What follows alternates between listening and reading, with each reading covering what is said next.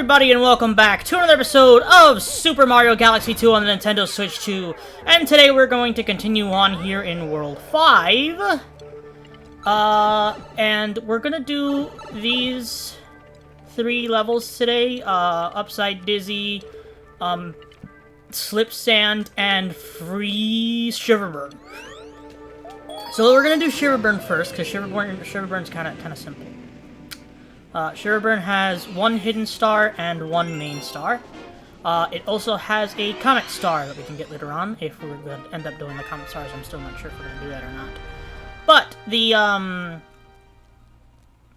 we have, like, 2 minigame stars today. That's going to be fun. Especially given the fact that I'm actually not really good at these 2 minigame stars. Now watch, I say that, and then I do it now, and I freaking succeed on my first try. Well, of course, after I fall into the lava twice in a row! Let's go, baby! I'm bad at the video game! Alright. Don't mind me, I'm just gonna come right over here, grab this, step on this man's head, collect that coin, long jump, spin, long jump, spin, long jump, spin, long jump, spin, long jump. Oh, that wasn't a long jump, that was just a regular jump. But we're good, everything's fine, everything's dandy. We actually don't need this extra thing, so you can just kind of get rid of it. Watch this thing, though. Because it will send out in, like, 3 bursts. But anyway, our main goal here for today is to head over, in this direction, over here to this pipe. And this is where we will get the hidden star. And look, it's the chimp again. You got the time? Time to take on the chimp?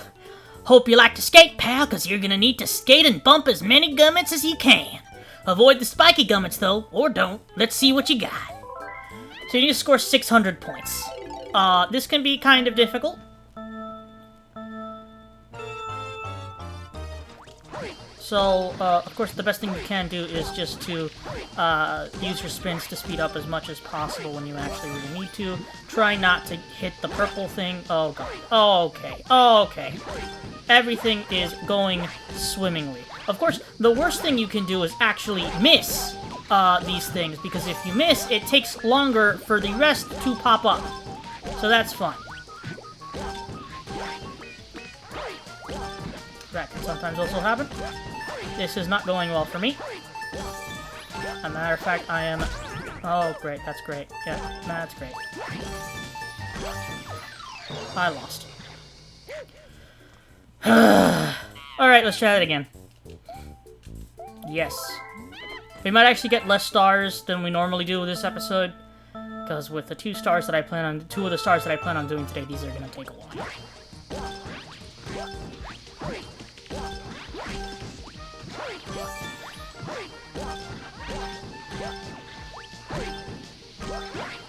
Again, try not to miss any, because if you hit them all, you see that this sucks now, because it's gonna go slower.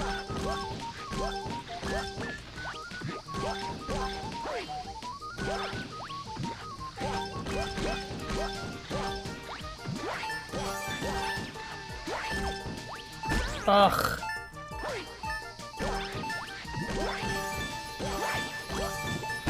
I did it! I pulled it off! I didn't even realize— I ran into the gold one without even realizing it. Whoa, you got 610 points! I can't believe you actually beat my score! You may be my eternal rival when it comes to gaming skill. Seeing you in action is well worth a star. Hiya!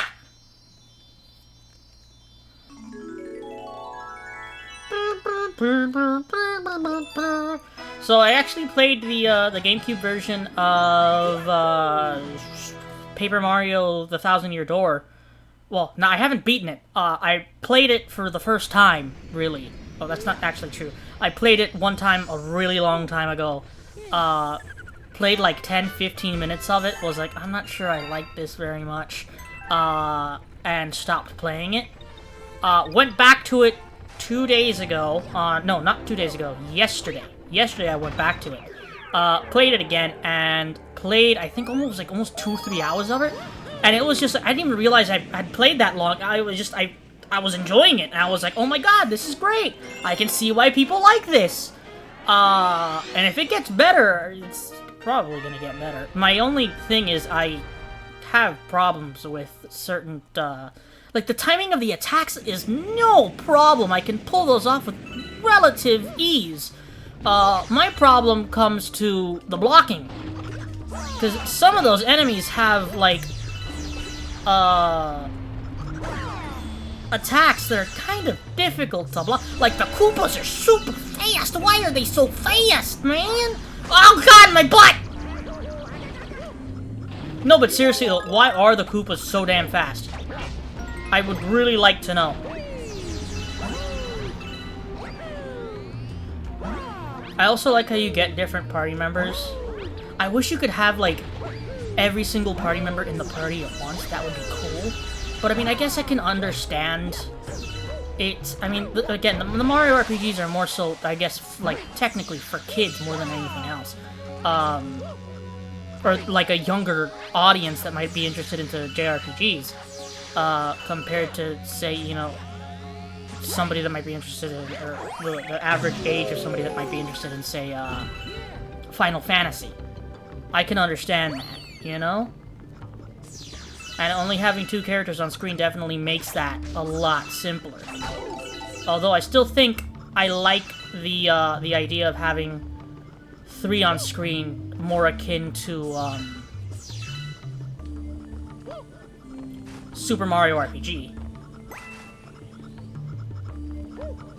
I need to finally finish the Switch version of Super Mario RPG. Because we never finished that here on the channel. And I never finished my own playthrough of it. So at some point I want to go back, finish my own playthrough of it. I think I'm going to start it from the very beginning. And then I'll probably redo that entire Let's Play. Because it's really... Like, now that I have fully figured out, you know, capture card issues and nothing's really freezing anymore, we're definitely going to end up going back and redoing a lot of older Let's Plays, especially ones that were either, like, so old that I didn't even have the Elgato capture card and a good microphone for it, or the ones that we had the good microphone. Oh, jeez, I almost just fell off. We had the good microphone and we had the good capture card, but we were having problems with other situations.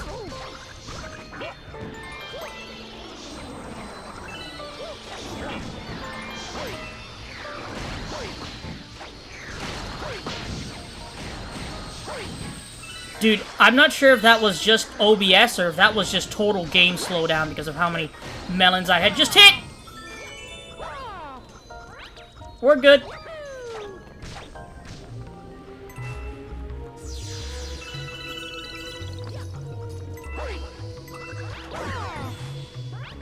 I'm gonna wait for this, and then I'm gonna grab that one up because I can, and nobody can stop me. That's why.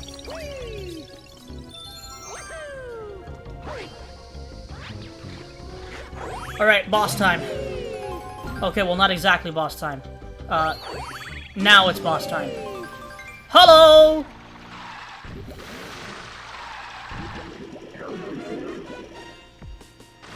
So this guy's a pretty interesting boss, if I'm gonna be 100% honest. He will shoot one of those things at you and put, like, fire on the floor, but then he'll shoot a melon at you, and you gotta shoot the melon back at him. And of course, that's pretty much the entire boss, but I think it's a pretty interesting concept of being on the ice and having to dodge, like, flaming things. Where is... Oh, yes!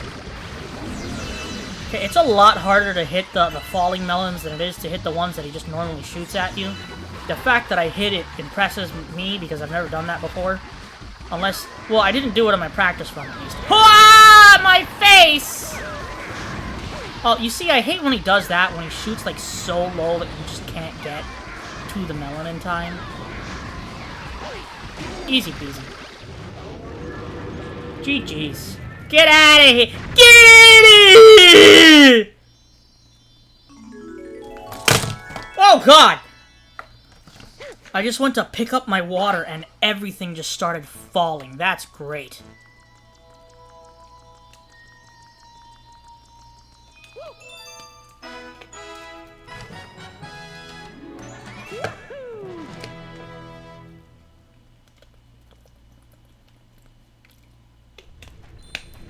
I'm gonna say this right now, this video might come out a little late.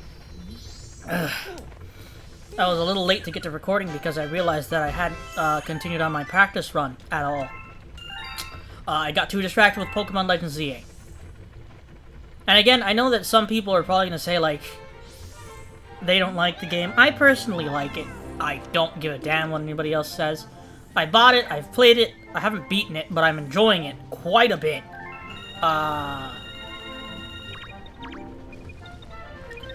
The only part I'm not a fan of, which, I mean, that's just a Pokemon thing in general, I would really, really, really like it if at some point they added, like, all of the Pokemon in your box get EXP when you complete a battle. I know that's pretty much impossible to do, more than likely, especially with how many Pokemon you could have in your PC, especially if it's split evenly, that's like getting no EXP at all. But, like, I'd say, like, every time you get into a battle and you complete a battle, just give the Pokemon, like, every single Pokemon in the box 50 EXP. That's it. It doesn't have to be a massive amount, just like 50 EXP. Well, depending on, like, their level and the thing you just fought and all that.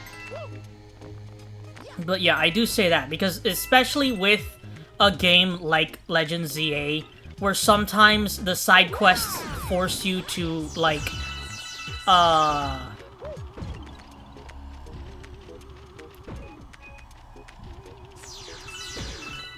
have a Pokemon that you might not have leveled up, and the only way to get them is from evolving a Pokemon that you have, but there's no actual way to catch them. That sucks. That really, really sucks. Oh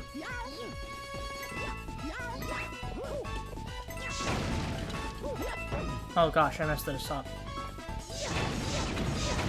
There we go. Okay.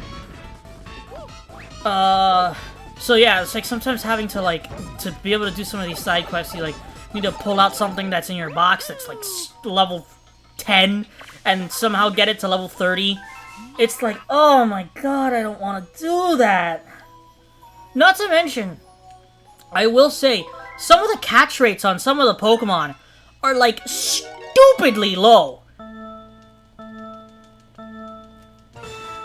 Oh gosh, okay, well, don't mind me just failing right off the bat. But yeah, no, like, some of the Pokemon in the game just have, like, catch rates that are just way, way, way too low.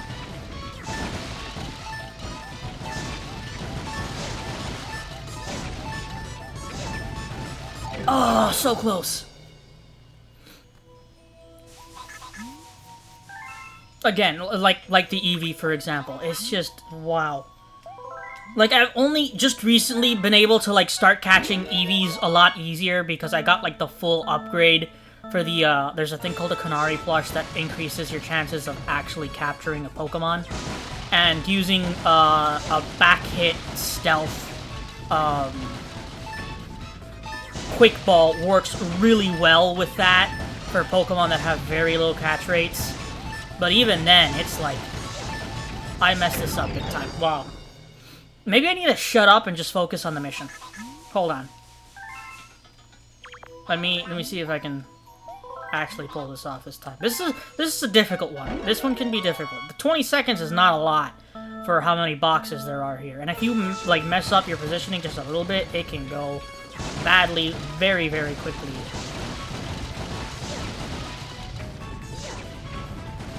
Okay, we should be...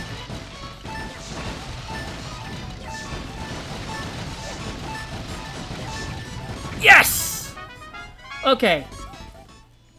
But yeah, no, so I finally just got, all of the different evolutions. I will say, I do like how easy they make it to evolve Eevee into, like, the forms that don't require a stone in Legends ZA. Because you only have to visit a cafe and have 4 drinks at a cafe, pretty much, even if it's their cheapest drink. And Eevee will be ready to evolve. Of course, if you want SP... I did notice something. It does need to be, like, for Espeon and Umbreon, oh well, it does need to be like early day or early night, because if it's like almost sundown in the game or almost sunrise in the game, it doesn't count. I don't know why. I guess that's just how it is. That might be exactly how it is with other Pokemon games. Again, I haven't really played a lot of Pokemon. It's never really been my series. I enjoyed it a lot when I was a kid, but when I was a kid, I never beat any of the games. I've just recently started to get into it. Well, not recently. I guess 1 or 2 years back when I played Legends Arceus for the first time. No, that would be... Well, no, I didn't play Legends Arceus on release. I played it afterward, didn't I? I think I played it a year or two after the game came out. So yeah, probably 2 or 3 years ago. I played Legends Arceus. Because I saw gameplay on it, and I was like, oh, this is actually pretty cool, I want to get it. So I bought it, I played it, I really, really liked it. And then I went back, I played some of the older games. I played Platinum, Heart Gold, and, Let's Go Eevee is not an older game, it's technically a newer game, but I have played that one as well. But out of the Pokemon games I've played so far, Legends Arceus and Legends ZA have easily been my favorite ones. Platinum was fun, but Platinum was hard. I dislike how a lot of the older games I have to train one by one. So it's gotten to the point where I will literally just, like, not even pay attention to what I'm doing anymore in the game when grinding, and I will literally have something else playing. And they're just, like, there on the game, just doing something constantly. I mean, it's less of a big deal with, say, Let's Go Eevee or X and Y. I beat X and Y as well. X and Y was pretty fun. I want to do the post-game of X and Y, because I've heard that the Looker Bureau has Emma, which is a character that's in Legends ZA. Not to mention that I hear that the Looker Bureau is actually has a better story than the main game, from what I hear. I definitely want to play Black and White. That's like my main games that I want to play right now that are Pokemon specifically are... I want to beat Legends ZA finally. I want to do Black and White. If I enjoy Black and White 2, I will more than likely play Black and White 2. Did I say Black and White 2 twice? If I enjoy Pokemon Black and White, I will likely play Pokemon Black and White 2. Ah! But that really completely depends on my enjoyment of Black and White. Oh my god, at the very beginning of the level. Jesus. Sun and Moon I want to play because I hear, like, I've always really enjoyed games that have good stories. I guess that's one of the reasons I've never really, like, gotten into Pokemon, because I start playing the game, but there's, like, I'm not really a huge guy on, like, the whole Pokemon catching mechanics. So, even though I will say I do like catching Pokemon in Legends Arceus and Legends ZA, I much, much prefer the way that you catch Pokemon in those games. And Let's Go Eevee and Let's Go Pikachu also have a nice catching mechanic. I much prefer being able to, like, do that compared to having to fight every individual Pokemon, lower its health, and then catch it. Damn, I didn't get them all. Alright, it's fine. But at the end of the day, in my opinion, I know probably a lot of people aren't going to agree with me with this, but Pokemon is an RPG. It's literally a turn-based Japanese RPG. So therefore, in my opinion, it should have a good story. Because that is what essentially holds an RPG together. At least in my opinion. Without a good story, an RPG becomes forgettable. At least to me. Well, I could say it like this. Without a good story, pretty much almost any game, unless it has, like, really, really, really good gameplay and really fun gameplay that you can enjoy, a game without a good story becomes slightly forgettable. You will forget more of the game than you will if, say, compared to a game that has a really good story. For example, I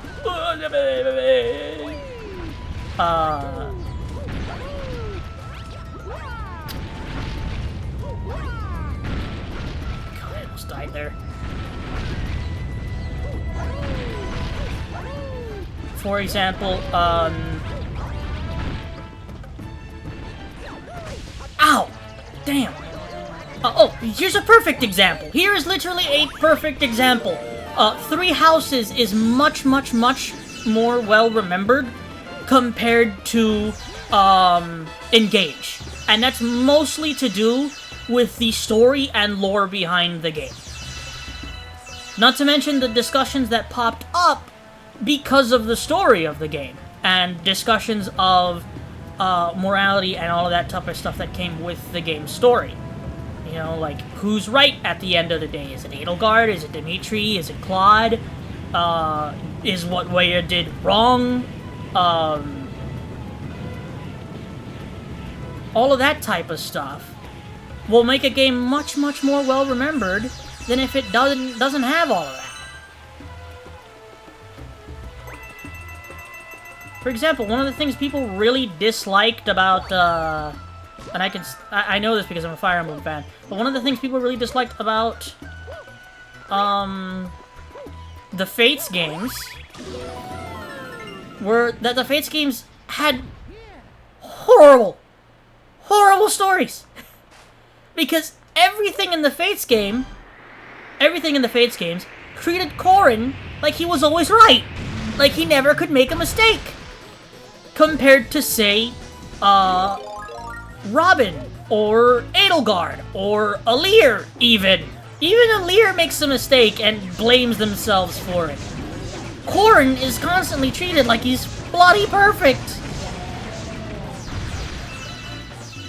Not to mention that another thing that really ticked people off was, like, the separate stories thing. And a lot of people disliked that. About, ooh, coin. Oh god, I thought I was gonna fall off.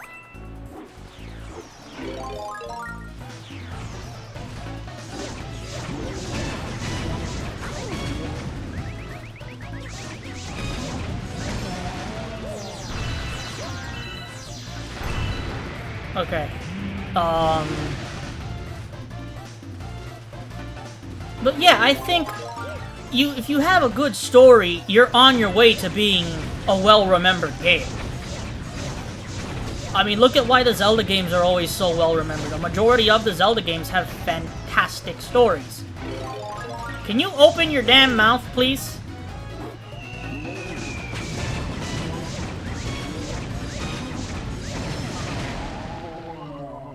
Even Ocarina of Time, even though I will say games like, A Link to the Past and Ocarina of Time, the original Zelda, Zelda 2, they have less,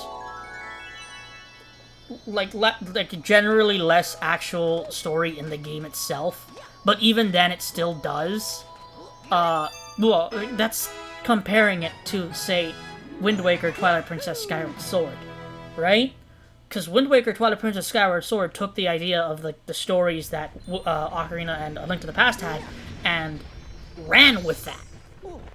And they were like, even Wind Waker literally tells you the story of the hero of time at the beginning, and then you give Link an actual purpose for going on his mission of just finding his little sister right at the beginning.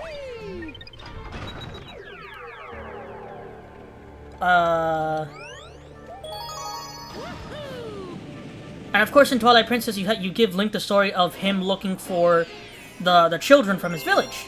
And not to mention, like, at the beginning it's very just simply finding a way of turning back human from being a wolf. And then it's like he goes back to Ordon, the kids are missing, and he's like, I gotta find the kids. But to be able to turn back human, he made a deal with Midna, so now he's gotta help Midna as well. And Midna as a character is just fantastically written. Just like people love Tetra from Wind Waker. Because she's great. She's awesome. Tetra is literally super cool.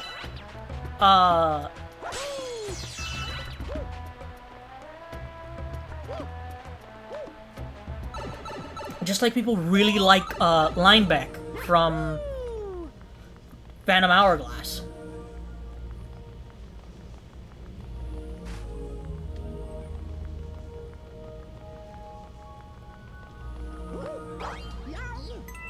Or what's another good example? Well, people love Midna. That's just because she's great. That's just the truth of the matter. Midna is a fantastic character. And not to mention her growth of how she treats Link and learning her backstory and all that type of stuff is just great. I will say that I do have, like, one minor problem with Twilight Princess's story. And that's, I personally think Twilight Princess could have been perfectly fine without Zelda and Ganondorf somehow appearing at the end of the game.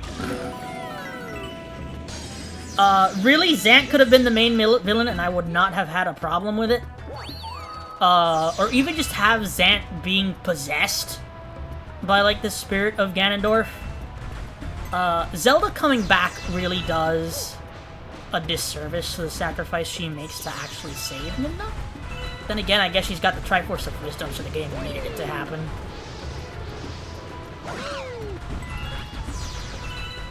I still think Skyward Sword has the best story out of all the Zelda games. Because, good God, that game was very linear, but it was for a reason, and that was mostly because they were focusing on the story of the game, and they did it really well. Not to mention, I think that game had, like, even though I will admit, Wind Waker had some great facial reactions for Link! No! Yeah, Wind Waker had great facial reactions for Link, but Skyward Sword also did a really, really good job of it. Twilight Princess is easily the most cinematic of the Zelda games. Easily.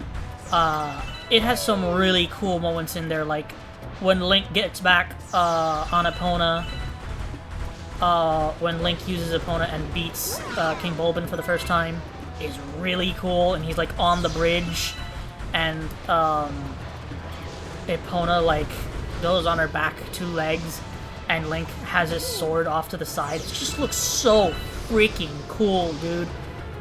It's such an amazing game. But I think that's also, like, one of the major... I'm dead again. Damn it! I need to shut up and focus!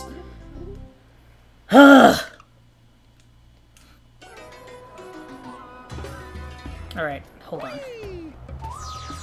Just, let me get past this freaking Magic Koopa part.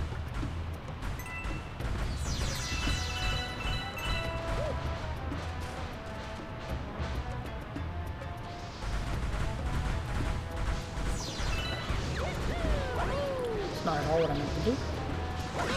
But I guess that's what happened, and I guess... Ah! I thought I was far enough away, but apparently I was not. Great.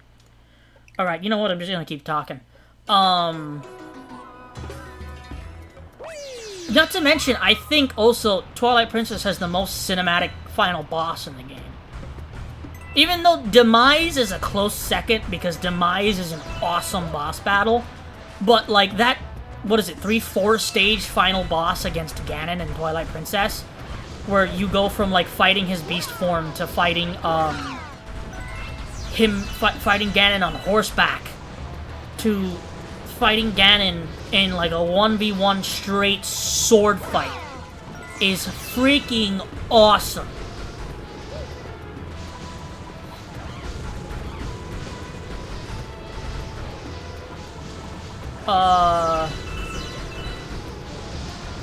So yeah, I do think that Twilight Princess has a fantastic story as well. I think all the Zelda games have fantastic stories. But I personally think that, even though Ocarina is probably my favorite Zelda game, I would probably have to say that the game with the best story in the Zelda franchise is Skyward Sword. Just because of the way that it is shown and presented to the player. Not to mention, the emotional impact of the story of, like, Fi, or Fi, however you want to call her, leaving Link at the end of the game. Link having full-on true purpose of going through the entirety of the game just to save Zelda! I've bloody done it again! Alright, I'm gonna pause. I'll be back when we get back to where I just was. Alright, I'm pausing here because this part is... You know what? Let me shut my mouth just in case I do something stupid. Commentator's curse is a real thing, ladies and gentlemen. It is a very, very real thing. Trust me, it has messed me up more times than I can count. So I've come to learn that it is a good idea to just keep my mouth shut when I think a certain gameplay section is easy, because if not, it is going to bite me. Ow. Huh! Alright, easy peasy. I say easy peasy, I died like 3 or 4 times on that level. Ugh! It's funny, both times that there's a sandbird in Mario games, which is this game and Sunshine, I always just don't do well on those levels. I've never done well on those levels, but I think everybody agrees that the sandbird in Sunshine is just a massive pain. But anyway, thank you all for watching. If you enjoyed today's video, please share the video, please like, comment, and subscribe. Make sure you hit that bell icon to get notified when I'm making a video. I upload a new video every single day of the week at 5:50 PM EST. For today's question of the day, tell me down below in the comments, do you prefer the Mario platformers or the Mario RPGs?